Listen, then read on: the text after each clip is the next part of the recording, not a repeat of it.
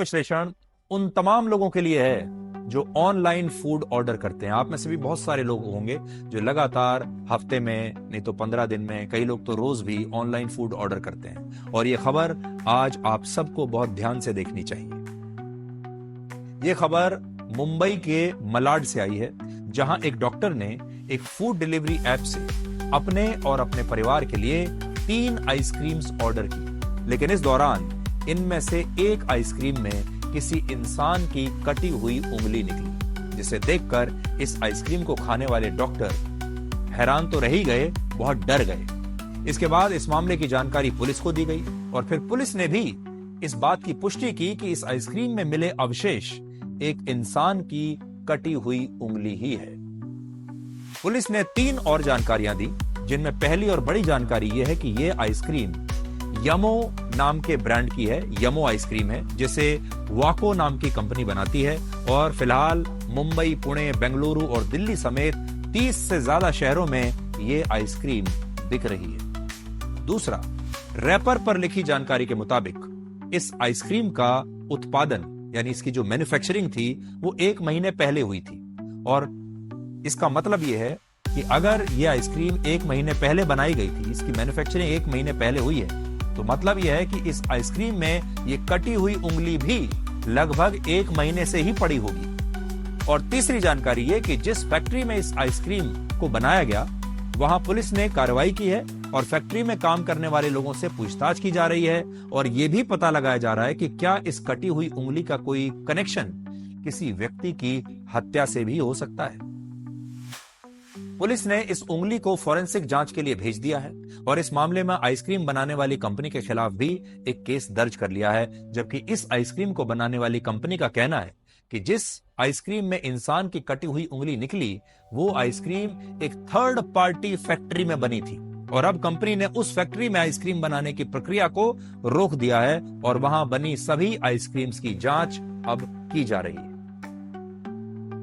मैंने एक ऐप से 3 आइसक्रीम मंगवाए थे, कोन आइसक्रीम, और इसमें से एक बटर स्कॉच आइसक्रीम था, यमो ब्रांड का। नॉर्मली खा रहा था तो आइसक्रीम के बीच में पहुंचने के बाद मुझे एक बड़ा सा पीस मेरे मुंह में आ गया।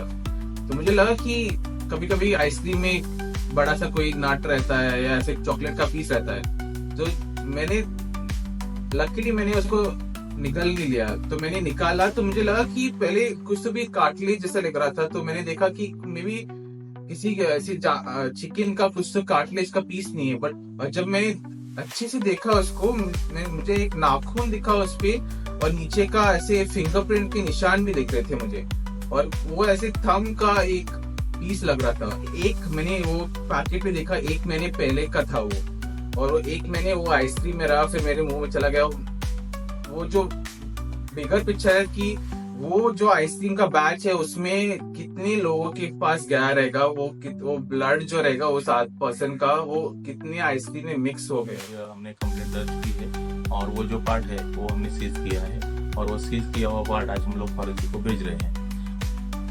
ट्रेल को लेकर के कुछ अब तक आइडेंटिफाई हुआ, पुलिस किस तरीके से उसको ट्रेल फाइंड आउट? वो तहकीकात अभी जारी है कि हमने अभी वो जो आइसक्रीम है वह कहाँ से आया, कहाँ मैन्युफैक्चर हुआ, उसके पीछे कौन है, इसकी अभी तलाश चाहिए।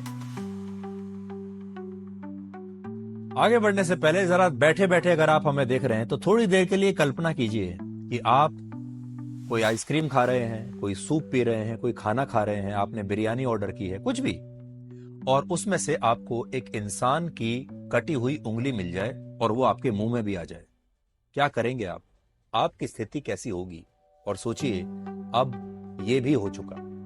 खाने पीने का जो सामान ऑनलाइन आता है उसमें मरी हुई छिपकली, कीड़े मकोड़े, कांच के टुकड़े, कंकड़ या कॉकरोच और कई बार बाल मिल जाते हैं। लेकिन ऐसा पहली बार हुआ है जब ऑनलाइन मंगाई गई आइसक्रीम में इस तरह से किसी इंसान की कटी हुई उंगली निकली है और पुलिस को आशंका है कि इसके पीछे कोई बहुत बड़ी घटना हो सकती है। लेकिन हम आपसे आज यही कहेंगे कि जब से ऑनलाइन फूड डिलीवरी का ये सिस्टम आया है हमारे देश में, तब से हमारे देश में ऐसी घटनाएं बहुत बढ़ गई हैं।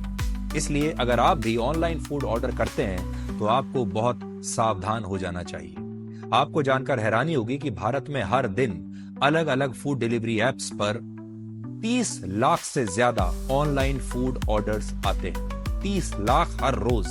और ये इंडस्ट्री 3 लाख करोड़ रुपए से ज्यादा की हो चुकी है। और एक सर्वे के मुताबिक दिल्ली, मुंबई, बेंगलुरु और पटना जैसे शहरों में ज्यादातर परिवार अब हर हफ्ते कम से कम एक बार ऑनलाइन फूड जरूर ऑर्डर करते हैं। लेकिन हमारे देश में ऑनलाइन फूड को लेकर शिकायतें भी बहुत होती हैं। एक कड़वा सच ये है कि हमारे देश में फूड सेफ्टी को सुनिश्चित करने के लिए कोई ठोस व्यवस्था नहीं है। और इस बात को आप आज एक और खबर से भी समझ सकते हैं। दूसरी खबर है गुजरात के वडोदरा से, जहां एक रेस्टोरेंट में सूप पीते वक्त एक व्यक्ति की तबीयत खराब हो गई, क्योंकि इस सूप में एक मरी हुई छिपकली थी। जिसके बाद इस रेस्टोरेंट के मालिक के खिलाफ पुलिस में शिकायत की गई। और अब इस घटना का वीडियो अब मैं आपको दिखाने वाला हूं, ये देखिए। ये सब क्या है?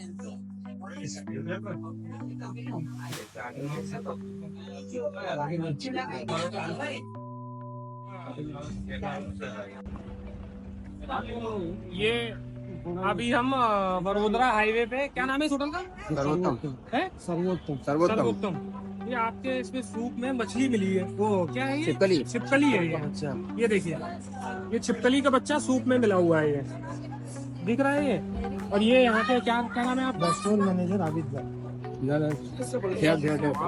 सूप में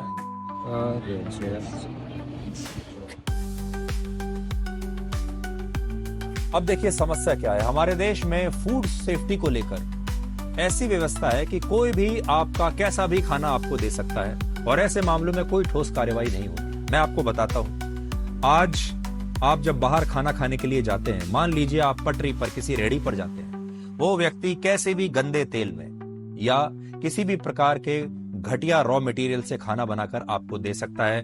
कोई सुनवाई नहीं है, उस पर कोई रोक नहीं है। आप रेस्टोरेंट में जाते हैं, वहां पर भी आपको घटिया खाना मिल सकता है, जैसा कि इन साहब के साथ हुआ।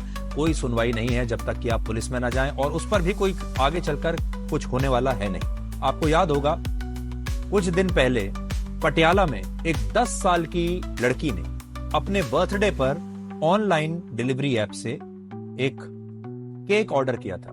ये वो 10 साल की बच्ची है, और इस केक को खाने के बाद बच्ची की तबीयत खराब हुई और उसकी मृत्यु हो गई, क्योंकि इस केक में कुछ खराबी थी। और जिस फूड डिलीवरी ऐप से ये केक ऑर्डर किया गया, उसे ये भी नहीं पता था असल में कि ये केक कहां से आ रहा है। तो बहुत बार आपको फूड डिलीवरी ऐप्स पर नाम वेंडर का पता चल जाता है कि आपने कहां से ऑर्डर किया है, लेकिन वो जो वेंडर होते हैं वो आगे इसी ऑर्डर को थर्ड पार्टी को दे देते हैं। जैसा इस आइसक्रीम के मामले में भी देखिए, जब आइसक्रीम वाला फंसा तो उसने क्या कहा कि हमने तो किसी थर्ड पार्टी को ये आइसक्रीम बनाने का कॉन्ट्रैक्ट दिया हुआ है और उसकी फैक्ट्री में ऐसा हुआ होगा।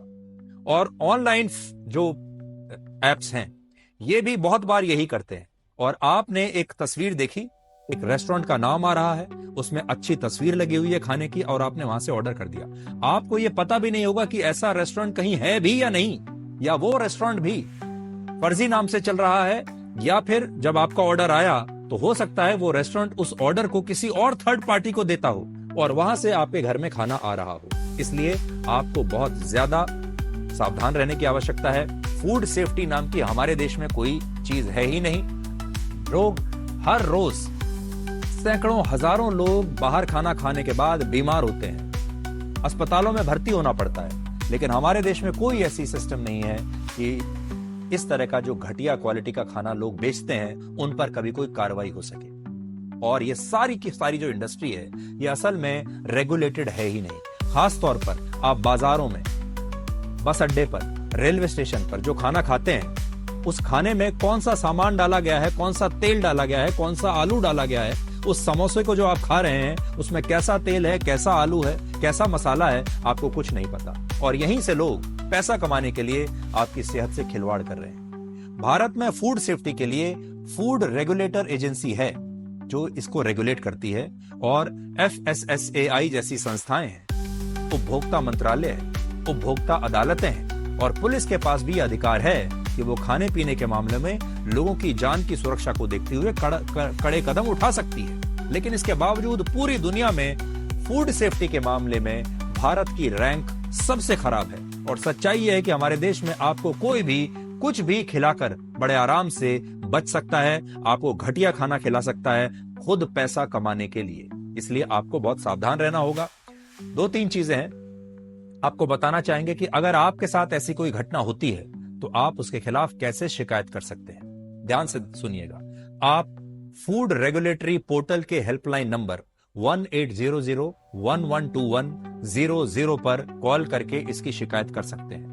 इसके अलावा FSSAI को ऑनलाइन शिकायत भेज सकते हैं। आप पुलिस में भी इसकी शिकायत दर्ज करा सकते हैं और आप चाहें तो भारत सरकार के उपभोक्ता मंत्रालय की आधिकारिक वेबसाइट पर भी अपनी शिकायत भेज सकते हैं। और भारत सरकार ने ऐसे मामलों में शिकायत दर्ज कराने के लिए अब एक अलग से एक ऐप लॉन्च किया है जिसका नाम है फूड सेफ्टी कनेक्ट।